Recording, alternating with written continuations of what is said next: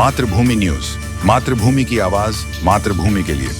Surat airport પર તૈનાત central industrial security ફોર્સની વિજિલન્સ ટીમે સોનાની દાણ ચોરીનો મોટો પ્રયાસ નિષ્ફળ બનાવ્યો છે।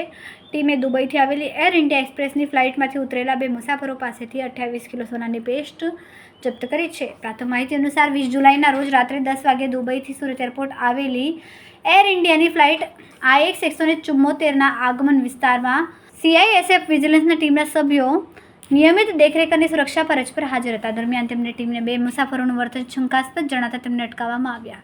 CISF વિજિલન્સ ટીમ અને કસ્ટમ અધિકારીઓએ સંયુક્ત રીતે આ બંને મુસાફરોના સામાનની અને અંગ જડતી કરતા ચોંકાવનારી વિગતો સામે આવી।